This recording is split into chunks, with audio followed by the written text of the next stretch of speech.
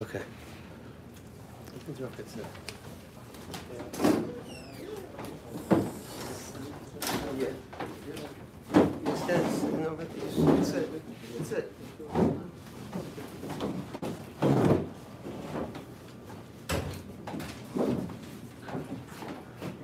Not even look specifically.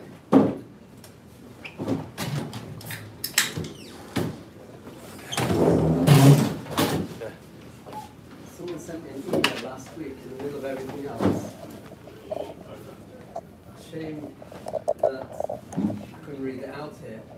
He said somebody damaged a part of his car, that he went to get it fixed, and they told him you have to replace that part. And then somebody else damaged it, and he was thinking, yeah, I'll replace it, not replace it. Someone else damaged it, much worse. So he asked me, do you say the first one pays because he damaged it and needed replacing? Do you say the second one paid because he did much worse and now we really have to replace it? So I answered him back, a very short email, was under tremendous pressure for time. I answered him back, if you were thinking of repairing it, then they both have to pay. Then if you were thinking of repairing it, they both have to pay. If you were thinking of not repairing it, the second one pays. If you were, there's a Gemara in Bava Kama. If somebody throwing something down off the roof and it's already nearly broken, and somebody is standing downstairs and whacks it with a stick and smashes it, Mona Tavira Tova, it was already broken. If you are not thinking of repairing it, so it's Mona Tavira Tova. It was sorry, the other way around. So then you have to pay. If you were not thinking of repairing it, so you have to pay. If you were not thinking of repairing it, the second person has to pay because it was not a broken utensil, a broken vessel. And you want to use it as is. Right. If you were thinking of repairing it, then they both have to pay. The first one has to pay because it means he has to replace it. And the second one has to pay.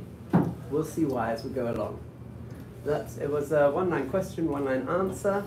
Now I want to ask you where we got this from. So you've just finished Shin Pei Vav. If you start Shin Pei Zayin, you're going to see how we estimate the value of damage. What we do is we say, let's say you damaged my field, your cow ate up whatever. So we're going to estimate how much was this worth before you damaged it, and how much is it worth after you damaged it. And you're going to pay the difference. The depreciation of value is the damage that you did according to the Torah, which is the difference that you have to pay. This is what the Gemara says, and this is what it says in Shulchan Aruch. Okay, now according to that, if I come around to your house and throw a rock in the window, I don't have to pay you anything because your house was worth exactly the same with a broken window or with a good window. According to that, if I dirty your clothes, oh, you've been wearing this suit already for a month or a year. So if you go to the second-hand store, a clean suit or a dirty suit doesn't really have much difference in value. Similarly, were I to take one of your shoes that you've already been wearing, whether it's for a year or for a week, but it's a second-hand shoe, it might be one of the pair, and ruin it.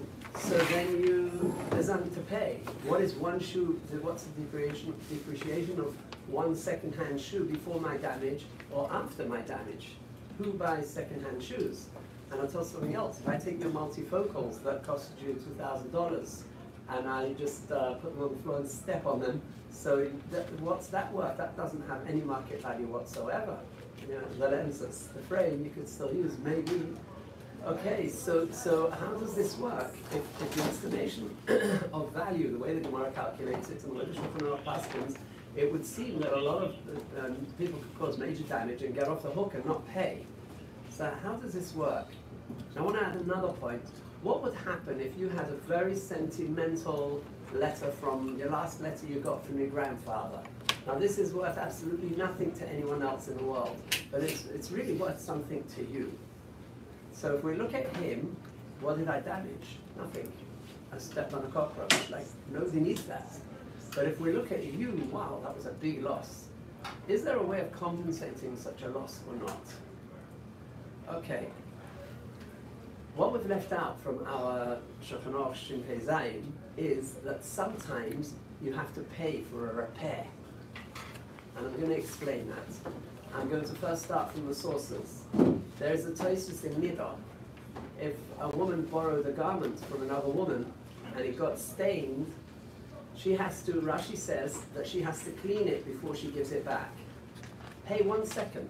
How much is a second-hand garment without a stain worth, and a second-hand garment with a stain that you can clean? What is the difference? What's the depreciation in value? Nothing. But you have to first clean it. How much do the dry cleaners cost? $20, whatever it is. So you see from Rashi that you have to pay it. Where did Rashi get this from? There's a Gemara in Bava Kama, Daf Yud, the Gemara says, Dosh Niroi, somebody plowed his whole field. You know, look out the airplane window, you see how they did. I plowed his whole field, and someone else came and someone plowed it, and the next one came with a steamroller and flattened the whole thing. Well, his cow did, and we know this. Karen Shen Regel. So if the shor is used to doing disha, is used to stampeding on the when you need him to do meleches disha, so he went and flattened the other fellow's plowed field. You have to pay. It's Karen. He did it by kavona, the animal. You have to pay. You know, time and wood, but you have to pay. What do you have to pay? Dmei niroi shekilkel. This is Gemara. Dmei niroi shekilkel. Gemara Rashi. This is Rashi on the Gemara. That would mean that you have to pay to replow the field. 1 second. What's the difference in price between a plowed field and a not plowed field? Quite minimal. The fields are up for sale, but you're not necessarily going to make a cheshbon of whether it's been plowed yet and whether we can start the seeding for this year's produce. Okay, another thing we have in Eish, right at the end of Chosh Mishpat in Tov Yud Ches, Isha and Shem Chitzai, so it came near Odom. So Lichecha Niroi, it's a Chayv Meshalim HaKoil. This is a pasuk, the pasuk in the Gemara in HaKoinos, that if you set a fire and he plowed his field and your fire swept across his field and ruined his plowing, you have to pay everything. Again, this means, and Rashi also on the Torah says, this means you have to replow his field. Oh, why? How much was a plowed field worth and how much is an unplowed field worth? A scorched unplowed field. Like, what is the difference in price? Quite minimal. But now you've got to put out the whole price of replowing the field. So apart from the Shulchan Aruch that you're about to see, that we generally will estimate damage by how much it was worth before and how much it is worth now, now we have a few sugyas that are saying that you have to actually repair the damage. So what would be the difference? There's another Gemara in Bava Metzia Daf Memches. There's a lot of Gemaras in Bava Metzia Daf Memches. But one of them is, if your animal went and dug boiris, shichin, and mahoris, dug big pits in your neighbor's field, and you have to put that right. And again, this does not mean that the Shulchan Aruch paskins that you're chayiv b'shalim. The Shach says this is to refill the bowls. You could be toiveyahim to fill up the holes. Now again, we're seeing from a Shulchan Aruch, and the way the Shach is learning the Shulchan Aruch, that he has to fix the damage. That's how we're going to be shomin lemazik. Hainu heicha de'efshel lesakein hanezek. Says the Shach. When do we say that we make? The Shach now gives an explanation. When do we say we make the estimate? How much was it worth, and how much is it worth, and pay the difference? That is when it's up for sale or it's impossible to repair. However, says the Shach, when it is possible to repair, it's mistabra, the mazik has to pay for the repair. So we've embarked on a new idea. It's also a Shach on the Shulchan Aruch, and the Shach has got it in Basra by most places by the Ashkenazim for sure. So we have over here a new thing. Sometimes you have to pay for the repair. We brought 5 Gemaras to prove that.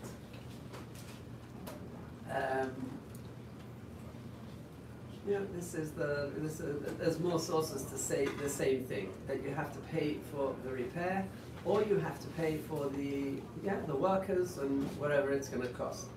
Okay, now, so you have to pay for the repair. So you knocked my bumper or whatever it was, and in my car, it might not be so much depreciation in value, but you have to pay for the repair.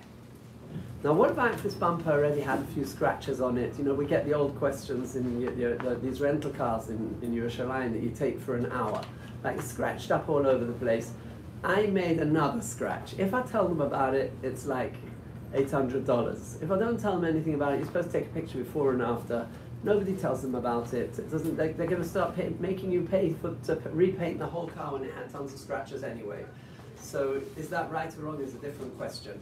But at the end of the day, they're not holding by repairing that, all those scratches. Look, there's already 12 other scratches around the same area and nobody repaired it yet. So you don't have to pay for the repair. Depreciation of the car, you also didn't have. You're just running into a different sugya, like masna sheina chinom lies kashoyel, masna shoyel lias kashoyel chinom.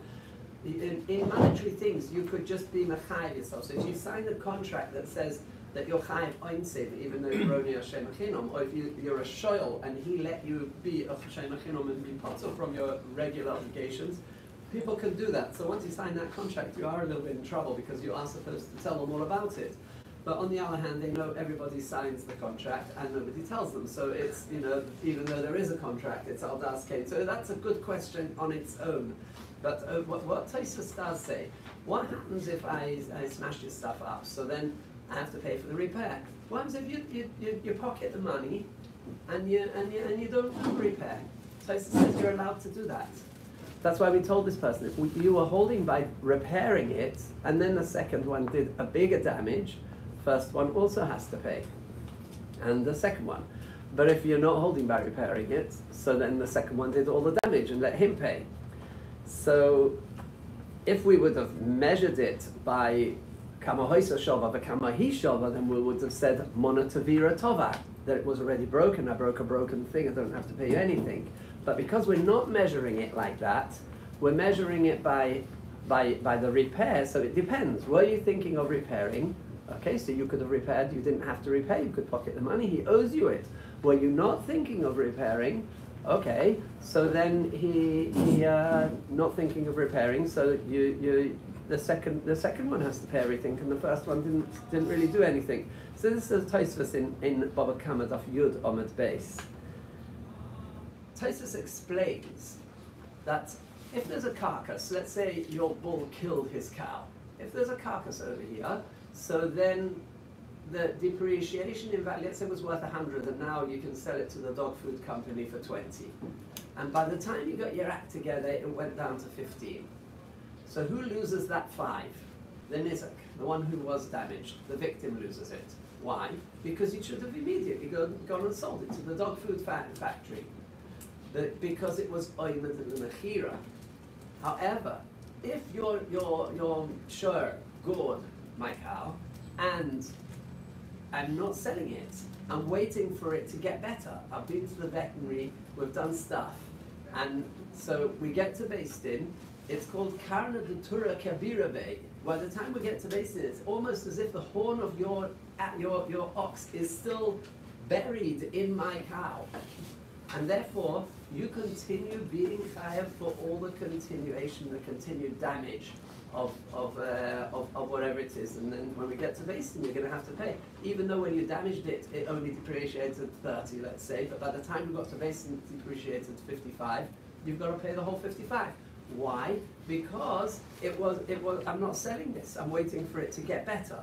So here we have another Tosfos explaining what's going on. And Tosfos incidentally says you can pocket the money. You don't have to repair. If I don't have so much Rahmanas on an animal, I don't have to run to the veterinary. I can go and buy a new shore and just whatever, trade it in and gain the damages that you would have had to pay. Shen. The Gemara brings a case of Shen, that an animal, you know how it is when you got itchy back and you stand by a corner somewhere and scrape your back on the doorpost or the corner. So animals do that too, and that's called Shen because he derives pleasure from doing it. So somebody had a beautiful carved out, like that one Orna Kodesh on his wall, and came along the cow and brushed himself against there and flattened the whole thing. So he has to pay. He has to pay the full price to recarve it. Why don't you say depreciation of the house? How much was the house worth and how much is the house worth? and let him pay the difference. It's shen. It's as if he ate the cucumbers. He ate the carving on the wall. Why did you say that? You see not. You say that he has to pay for the whole recarving.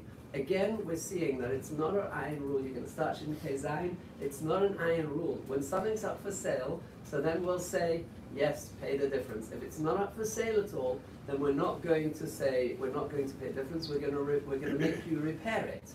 What if the repair is worth the whole value? What if the repair is So worth more? it's a good question. You'll never get more than he damaged. If the repair is worth more, very common nowadays, like with high tech and things like that, or anything. You know, my wife just called me this morning. She had to buy a new mixer because the old mixer, you know, they said to repair will cost between 400 and 600 shekel, and the new one is 1,000 shekel with a 10-year guarantee. So she just bought the new one. I thought that we should check if we've got the guarantee from the old one, because if it's 10 years, we only bought it 2 years ago. But that would be later. Meantime, she needs a mixer. So sometimes it's just not worth it. So if it would be like that, 400 to 600, so you could pay 400 to 600, it could be that, you know, if you're a nice guy, you're supposed to go lifnim mishra sadin. I'll tell you something, my friends. Whenever you go lifnim mishra sadin and you let someone off, you're going to see within 24 hours that a very similar amount of money just flows in from a very unexpected place. That's the way HaKadosh Baruch Hu arranges things. It's a pasuk, goymer lenafshay ish chesed. You do chesed, you're doing it to yourself. It's coming back, and it goes very fast. Would you count the damaged item as part of the amount? Like, let's say you damaged something, and if you sold the damaged item plus how, right? Possibly we would make that cheshbon. Meaning the repair would be more. That's what I'm trying to say. Lifnim mishra sadin. Let's say my story about the mixer had someone bashed that and created that damage. So now I'm very happy to have a new one. So, okay, I was going to get to that, but maybe I'll say it now.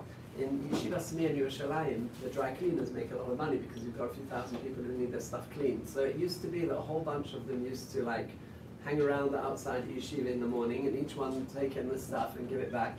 And there was one cleaner who was, you know, frum, you could call him. He was a frum man. He wasn't yeshivish, but who cares? He was frum man, you know. And he used to pride himself as being the only one who pays the damages if anything gets lost and damaged. Now the truth is, the law of dry cleaners in Eretz Yisrael is that if they damaged or lost or ruined, they have to pay up till 10 times the price of the cleaning. That's the rule. And once you do any business with a dry cleaner, that's the minig medina, and that's what you have to do. You have to pay that. But nobody really knows that, and you know, it's always a fight, and you have this wimpy bocha against this experienced person who knows how to get off the hook. So he used to pride himself as being the only one. What did he used to do? He used to take you to Rabbi Yisrael Yaakov Fisher. I used to be a lot by Rabbi Yisrael Yaakov Fisher from the Eidach, based in the Eidach Haredos many years ago. And Rabbi Yisrael Yaakov Fisher had this shitta that second hand's not worth anything. It's not. It does. So what? It's a second-hand shirt. How much is it worth? Second-hand suit. Like you've worn it already a bit. Okay, it's worth very little. So he used to pride himself as the one who pays up, but he used to pay up a very minimal amount because he would go to a fisher with you, and a fisher would let you off the hook. Okay, but slowly, you know, of course it would make sense to say, I'll tell you how other people do it. Other people would say, like, I've had this suit for a year already, how much would I pay to trade it in and get a new suit? Other people say you measure the damage like that. Most Botei Din will say that. I'm willing, like for a 3-year-old suit, I'm willing to pay, you know, $100 for a trade-in. For a 2-year-old suit, I'm willing to pay $60 for a trade-in. For a suit that I bought last week, I don't need a new suit. You just have to pay me the whole thing. It makes sense. The trade-in idea makes sense. Definitely, that's what I was saying. If you can let them off. You know, if the repair is going to be the whole value, and you're anyway buying a new one, and you're so happy with the new one. That's what I'm trying to say. Maybe most poskim will say, we'll let him off the amount you would have paid to get a new one instead of what you have. Okay, so anything that is there to be repaired, we're going to ask you to repair, and we're not going to start evaluating what it was before and after. If you're going to walk off with nothing and sustain the damage. Okay, We still haven't spoken You know, about. but Diane Fisher's case, Lamaisa, what? Come on, Mimar Mr. Shah. Shava, come in. He Well, I'm shall- saying the other side that the Rav was saying is either the value of the item or the value to fix it. But assuming he can't, the damage is such he cannot can't fix it. Yeah, right. It's So then- discolored. So then Mimar Shah, so then he's right. I mean, Yeah, yeah.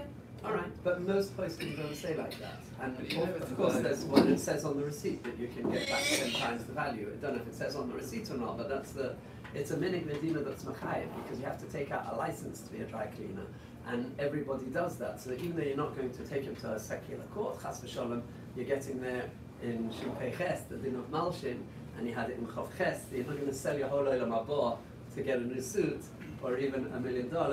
So of course that's a different parasha.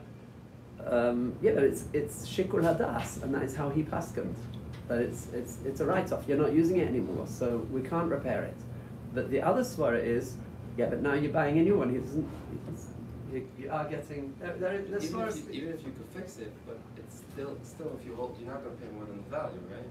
You're right. So You if never hold pay it more than the value, value. it doesn't even matter. That's how most Botty didn't play with it. Okay, we still haven't spoken about the last postcard you got from your grandfather. You know, some kind of family heirloom that you know the picture of your grandfather just before he went into the concentration camp. You know that kind of. So what do about that? It's not worth anything to anyone except to you. So there's a Gemara in well we all know that the pasuk says that you can give a neder or an adova. And we know that the difference between a neder and a neder is that a neder is when a person says, "Harei olav," to bring an oilah, let's say. So he has to bring in an oilah. And if he takes a cow, and that will be his oilah. If it gets lost or stolen, he'll have to bring another one because it's olav, it's on the man. But somebody who says, "Harei zu oilah," on the cow, so if the cow gets lost or whatever, so that's it. He can't bring it, and he's off the hook. He does not have to bring another one. This is a pasuk and a mishnah in a few places. Now, in Gittin, when Hanizokim, where there's a lot of tikkun ha'olams, kohanim shepiglu b'mikdash mezidin chayovim. If a kohen deliberately did piggle, he was makriv this korban and he said, "I want to eat the meat tomorrow. I want to be maktir the emurim tomorrow." So he made it piggle, and it's possible. If he did it on purpose, you know, you heard him speak, then he has to pay like a ganav. He has to pay like a mazik.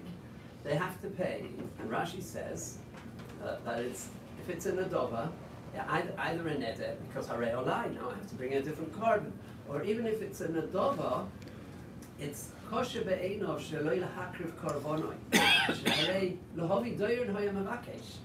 You still have to pay. The kohen was mafadal, even though I'm off the hook. I said harei zu oila, and now the kohen ruined it and I'm off the hook. Even so, it's difficult for me. I wanted to bring a present to Hashem Yisparach, and now I didn't bring it. So they even have to pay for that. Yeah, how much would you pay? I would like to say that the source of this Rashi, maybe Rashi could have just left it that we're talking about a neder, but he said we're talking even about an adova. I would like to say that the source is a sugya in Erchin, that we can't go all the way into the sugya of Cherem, but if someone was machri, meaning he said that the value of this is on me, so if it was his friend's nadova, and he said the value of this is on me, we're going to have to work out how much are people willing to pay to bring the present to Hashem, even though it's harei zu and not harei olai, which in my little head means as much as animals worth, because look, the man was willing to do it. Presumably, this man was a great man and willing to do it, but not everybody is willing to do it. It's like in a bright summer's day, if you ask me, would you like to bring an adova? I'm not really in the mood, but okay, I'll go up to $25 to bring it, but it costs $100. So some people, yeah, we'll give it for $100. But whatever it is, that to do, I want to bring a present to Hashem, to make a nachas ruach to Hashem. That is that is the valuation in Charomim. If someone else says that the value of this I'm willing to give to Hekdesh, that's what he gives. So presumably now in Rashi, that is how we're going to make the cheshbon of an adova, and presumably that's also the source of Rashi, that even by an adova, the kohen who damaged it and was mafagel it will pay. Now let's make a cheshbon over here. This nadava is not worth anything to anyone else in the world but me. I'm the only one. I said, Harezu carbon, and I'm the only one who's getting something from it. Nobody else in the world needs it. And even so, you see that Rashi is saying that you have to pay for the damage. Now, I know it's not Baba Kama, but it's Hanizokin, the name of the parent. So you do see that even something with sentimental value, let's call it, is you have to pay up if you damaged it. However, there is a difference, because an adova has a market value for everybody. It might just be 25 and not 100, but it's a universal market value. Whereas your grandfather's walking stick or your last postcard that you got from him, or the picture of the family before the war, which got ripped up, that does not have a universal value. If you walk past the garbage pail and there was a house clearance over here and you see tons of pictures of their family from Doire Doires, you're not thinking of picking up those pictures and putting them on eBay.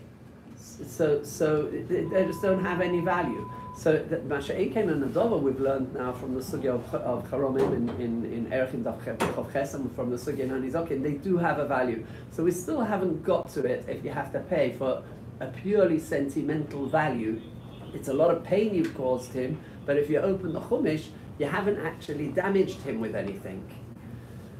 The Chazon Ish goes through this inyan, and he brings the sugya of Shaft Salmi, which we call, the one who flattened out the carvings, or the breaking of what we call breaking a window. And he says that this is the ripui of a house. This is how you have to repair the house. You have to bring it back to its previous state. And he also proves, he says, what would happen if you called in a building contractor and he left out certain things and he messed up certain things, and he says to you, listen, the value of your house this way, that way, it's the same thing. What happens if you told somebody, Israel, all structures are very expensive, take a long time to make, they're concrete with iron inside, and like to build that and to knock that down is very, you asked him to build you an extension, a room 3x4, and he built it 4x3, and it's like, that's not what I asked for. So, is it Mekach? Like, what do we do now? So the Chazon Ish says, whatever, a normal thing that normal people are going to repair that. You left the wall all bumpy instead of smooth, so you've got to repair, either pay up or you've got to repair, because that is accepted as something that you repair.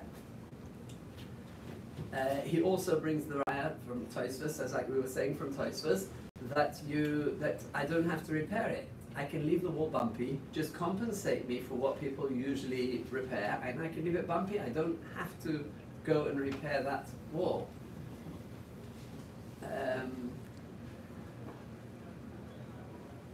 Okay, so there is a sugya that he brings a kasha from a sugya in HaChoyvel, that the Gemara says in HaChoyvel that if somebody physically damaged his friend and there's a compensation claim, during this compensation claim, the fellow says, the ripui, I'll get you a doctor who'll do it for free. I've got a man stands next to me and davening, he'll understand, he'll do it for you for free. No.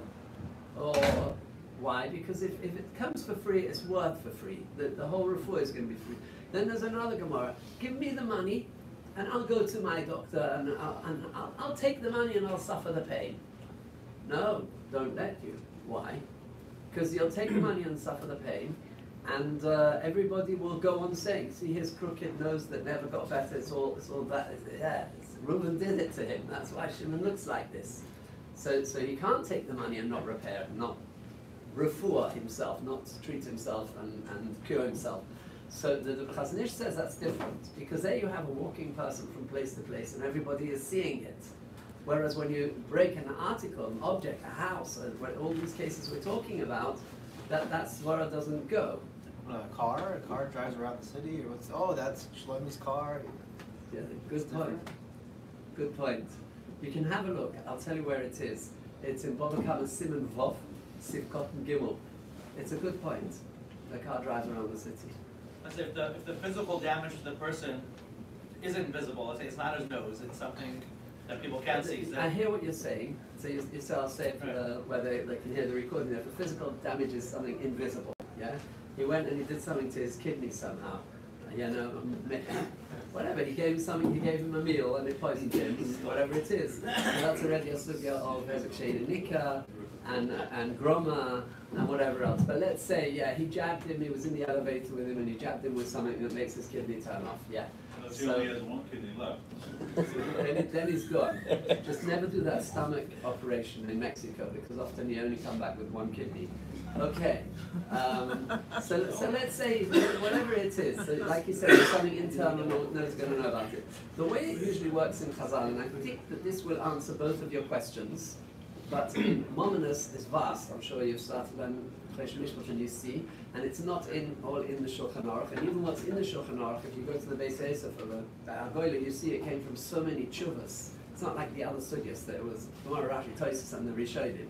So I would, my shikul hadas would be that Chazal had to draw the line, and any physical injury, then even if it's invisible, we're going to say the svara, that you can't take the money and walk off. Why? Because physical injury, that's what Chazal said.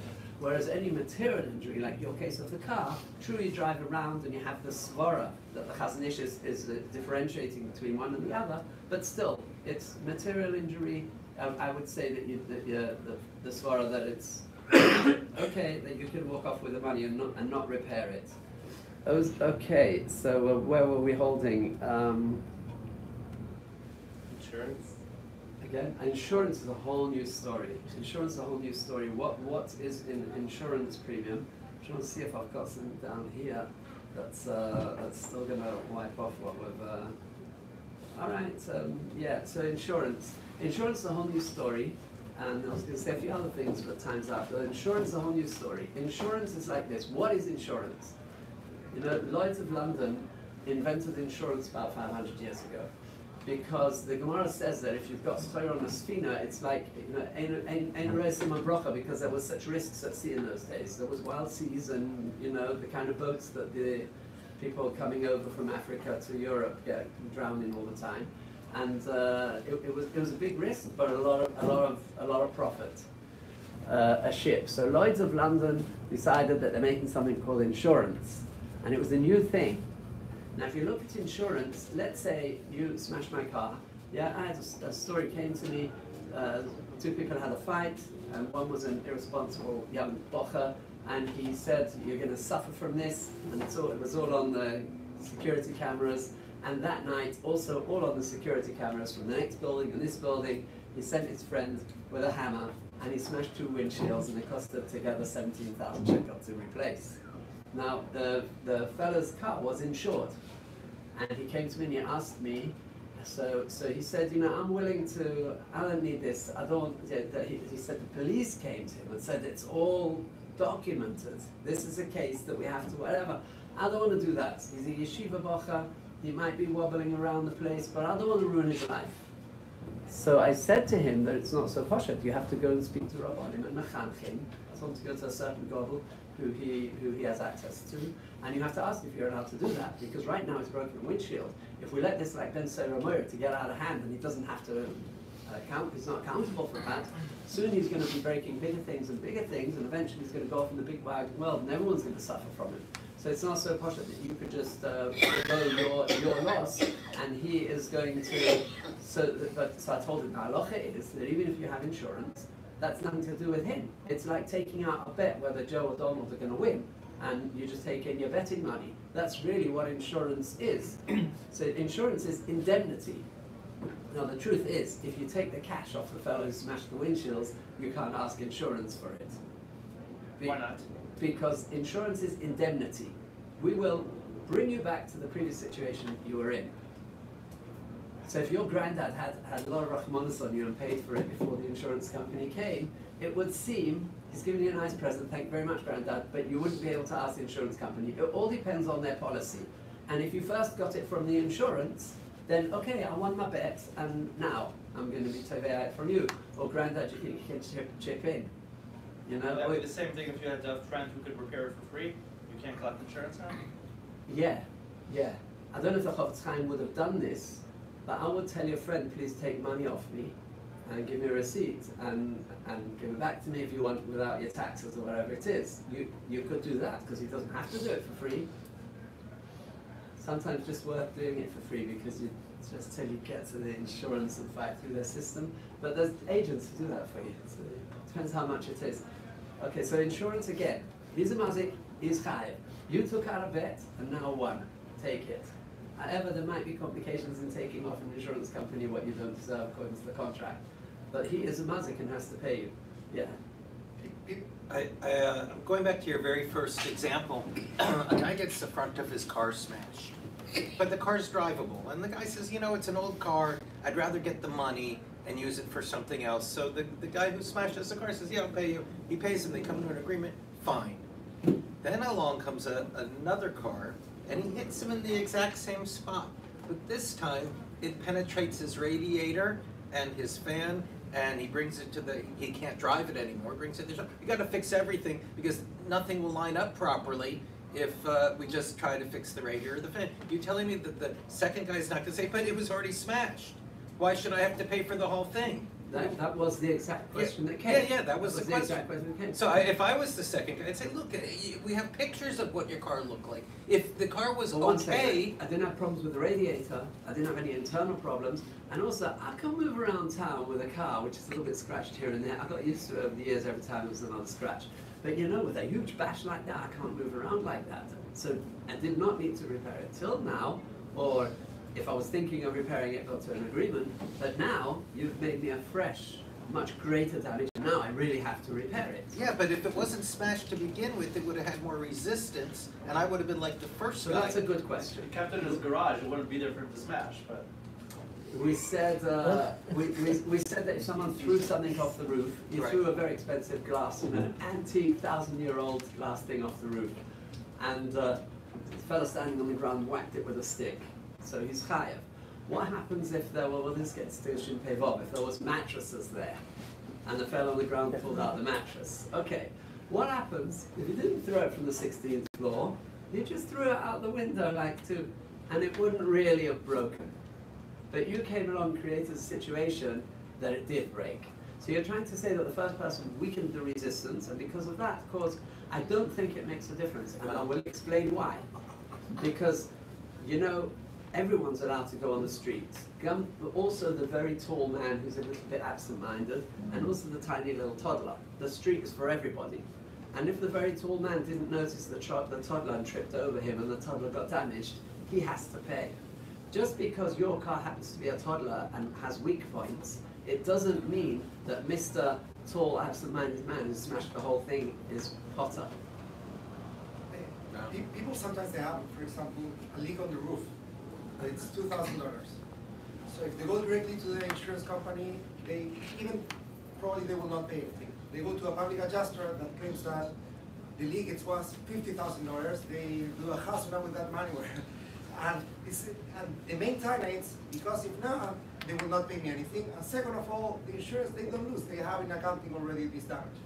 Okay, so the fact that they won't lose because they've pooled however much money they're giving out, that doesn't help you. So you're going from the pool.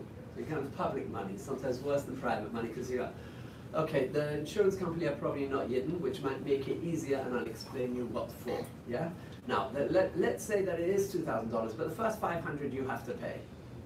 So you ask the builder, do you mind writing $2,500 and we'll sort the rest out, yeah? That's an easier question than what you're talking about, going from 2 to 15, yeah? Okay, so if according to the policy, he could take whatever price again, I'm not saying the Chofetz Chaim would have done this, but if according to the policy, it makes sense, the valuation, the whatever, to take very often the insurance company comes around and makes a valuation of 11,000, and you know someone who can do it for 2. So it depends. Some insurance companies will just give you the cash. Some insurance companies will come around and repair it for you. You know, it all depends on all of that. But let's say it's an insurance company that they're willing that to take your valuation. You know, under 10,000, they just accept your valuation. You come with a valuation of 2.5. You gave the worker 2.5, and he gave you a backhand of 500. That would be fine because the backhand is a pure present. You didn't make a tonight koffel and make us coded hen coded low lav and said you didn't make anything. You just said, you know, I want you to overprice this and I'll be very happy if you give me back some of the money. I'm not saying the Chofetz Chaim would have done that. Why to isn't that procreate- Geneva from the insurance company? Because I'm telling the insurance company that it's costing me $2,500, it's only costing me It $2,000. is costing you 2,500. Am I paying $2,500? You're paying 2,500, and if he wants, he can give you back an envelope. You can't have the deal that you're only gonna pay 2,000. His choice. You have to give him 2.5 and he has to go back to you. It sounds like. Yeah. Basically, you tell him right about, Yeah, oh, even this if one you're not, hundred, I'll just pay you even 2,000, if that you're would not work. the Chofetz Chaim, you have to do that. You probably anyway have to do that because you have to credit card transfer it or something to be able to send the insurance company how much it cost you. So you're probably doing that anyway, Big amount. and you have to work out how he's going to give it back because you know every stuff from the robot's going to catch all these people who did that stuff. So it's you know there's a Klal Gadol, they call it the 11th commandment in England. We call it Chilul Hashem. You know, don't get caught. Okay, and it's getting more and more complicated not to get caught. Okay, now there's another thing about insurance companies. Insurance companies are not fair by any means, all over the world, meaning they take a big policy from you, and the minute you have a justified claim, they will go this way, that way, they wrangle in and out, they'll try and get off the hook. Now, another thing is that people do overclaim from insurance companies. So all of this goes back into what we were saying about those 1 hour rental cars.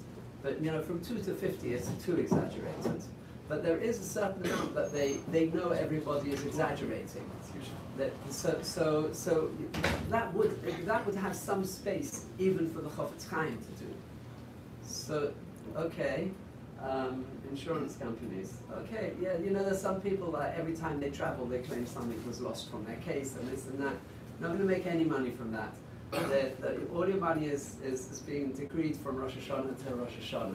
And you take it justly and honestly, and Kosh Baruch is going to give it to you. If you start doing shtick, then you're troubling Kosh Baruch to give it back. So you're not going to get any more, you're just going to lose what you were supposed to get anyway. What if it's the other way?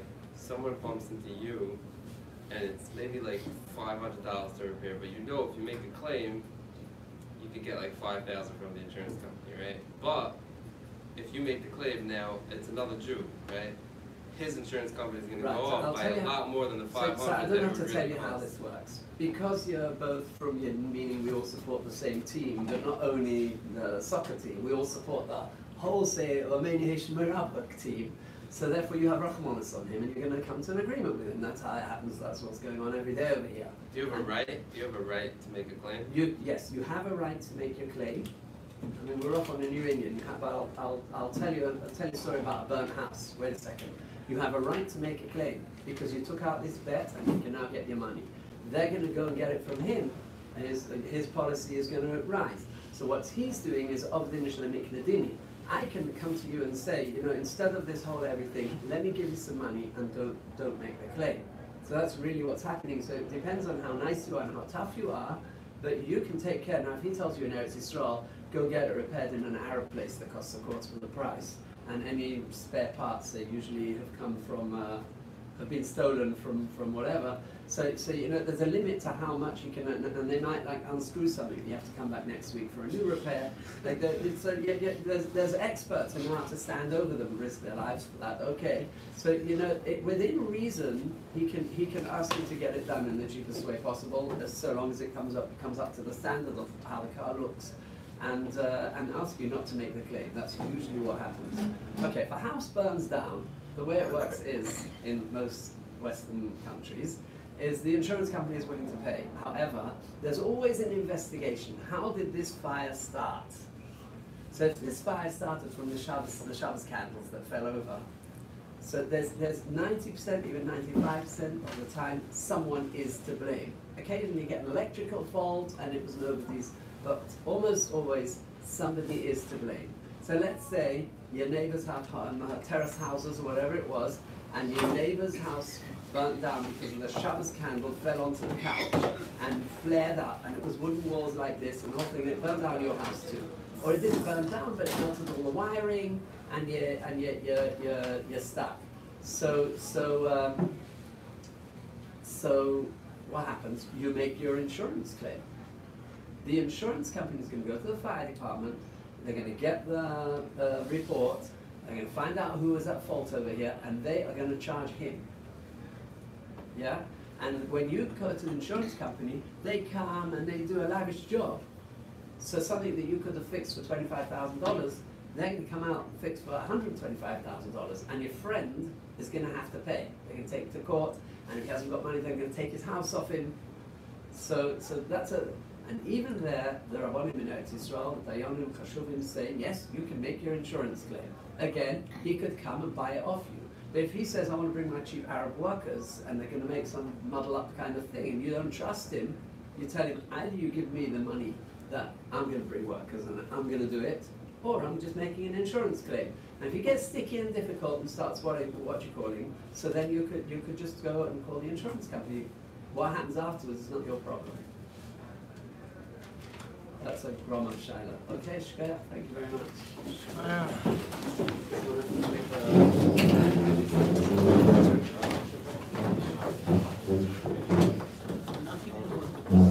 No longer being used, or it's